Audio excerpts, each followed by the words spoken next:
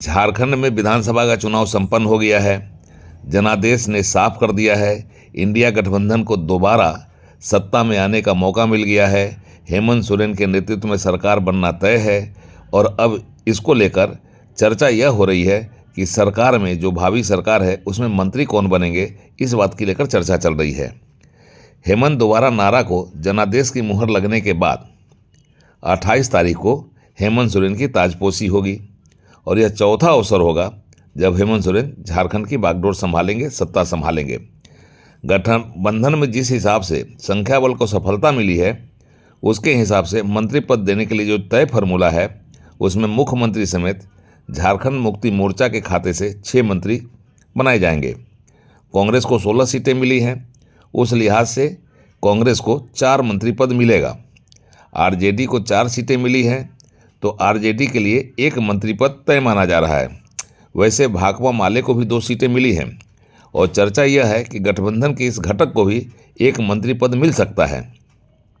चर्चा अगर कांग्रेस के मंत्रियों की की जाए तो यह चर्चा ज़्यादा गर्म है कि जनरल कोटे से इस बार बेरमो विधानसभा क्षेत्र से चुनाव जीतने वाले कुमार जयमंगल सिंह उर्फ अनूप सिंह को कांग्रेस मंत्री पद दे सकती है। कुमार जयमंगल सिंह ने प्रतिकूल परिस्थितियों में बेरमो से इस बार जीत दर्ज की है और यह उनकी लगातार दूसरी जीत है। उन्होंने जिस तरीके से जीत हासिल की है उसमें मंत्री पद मिलने की काफ़ी संभावनाएं नज़र आ रही है। बेरमो विधानसभा की सीट को कांग्रेस ने किस तरीके से अहमियत दी थी, इसका अंदाज़ा भी इसी बात से लगाया जा सकता है कि खुद कांग्रेस के वरिष्ठ नेता राहुल गांधी भी यहाँ चुनाव कैंपेन के लिए आए। उन्होंने कुमार जयमंगल सिंह के पक्ष में चुनावी सभा को भी संबोधित किया। अब यह सीट कांग्रेस की झोली में चली गई है और लगातार दूसरी बार गई है। इस कारण से चर्चा यह है कि इस बार कुमार जयमंगल सिंह को हेमंत मंत्रिमंडल में जगह मिलेगी और कांग्रेस भी उन्हें मंत्री बनाने में अपनी सहमति दे देगी।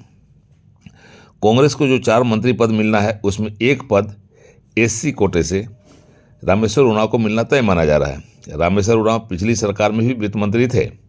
इस बार भी उन्होंने जीत दर्ज की है और उनका मंत्री बनना लगभग तय माना जा रहा है। मंत्रिमंडल में जगह देने के लिए जाति, क्षेत्र और समीकरण पर भी गौर फरमाया जा रहा है। मंत्री पद के लिए कई वरिष्ठ नेता भी हैं, लेकिन क्षेत्र और जाति के हिसाब से उन्हें योग्यता रहते हुए भी शायद मंत्रिमंडल में जगह नहीं मिल पाएगी। अल्पसंख्यक कोटे से डॉक्टर इरफान अंसारी को एक बार फिर मंत्री पद का ऑफर मिल सकता है। अब ओबीसी की बात की जाए और महिला की बात की जाए तो पोरैयाहाट से प्रदीप यादव ने भी जीत दर्ज की है। वे ओबीसी वर्ग से आते हैं। इसी तरह दीपिका पांडे सिंह ने भी जीत दर्ज कर ली है, वह भी ओबीसी वर्ग से हैं और महिला भी हैं। इस हालत में चर्चा यह है कि कांग्रेस कोटा से दीपिका पांडे सिंह को एक बार फिर मंत्री बनाया जा सकता है।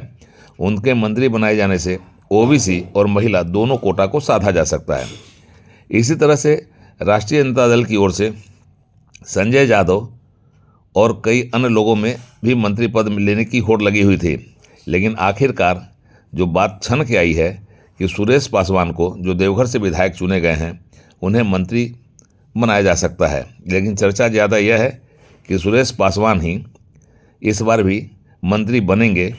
लगभग लालू प्रसाद यादव का आशीर्वाद उन्हें मिल चुका है। माले ने भी 2 सीटें जीती हैं और माना यह जा रहा है कि 1 मंत्री पद इंडिया गठबंधन के घटक दल भाकपा माले को भी मिलेगा। अब झारखंड मुक्ति मोर्चा की बात की जाए तो मुख्यमंत्री पद समेत 6 मंत्री पद झारखंड मुक्ति मोर्चा की झोली में जाना तय है। हेमंत सोरेन मुख्यमंत्री बनेंगे।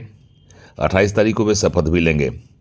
उनके साथ जो संभावित मंत्री हैं उसमें झारखंड मुक्ति मोर्चा के कोटे से जिनके मंत्री बनने की प्रबल संभावनाएं हैं उनमें मथुरा प्रसाद महतो, रामदास सोरेन, दीपक बिरुवा, लुइस मरंडी, आनंद देव सिंह और हफीजुल अंसारी मंत्री के रूप में एक बार फिर से मंत्रिमंडल में जगह पाने के लिए तय माने जा रहे हैं। वैसे चर्चा में गोमिया से चुनाव जीतने वाले जोगेंद्र प्रसाद और चंदन कैली से चुनाव जीतने वाले उमाकांत रजक का भी नाम है। उमाकांत रजक एससी कोटे से हैं और उन्होंने भारतीय जनता पार्टी की एक बड़ी शख्सियत अमर कुमार बावरी, जो नेता प्रतिपक्ष थे, उन्हें पराजित किया है। इस लिहाज से उन्हें भी झारखंड मुक्ति मोर्चा के कोटे से मंत्री पद का दावेदार माना जा रहा है। वैसे सब कुछ 27 तारीख की रात तक साफ हो जाएगा और 28 तारीख को झारखंड की नई सरकार आकार लेगी और एक बार फिर हेमंत सोरेन चौथी बार मुख्यमंत्री बनके अपने कैबिनेट के साथ झारखंड विधानसभा में जाएंगे और झारखंड की सरकार के साथ जनता की सेवा में हाजिर होंगे। उड़ान लाइव ब्यूरो की रिपोर्ट।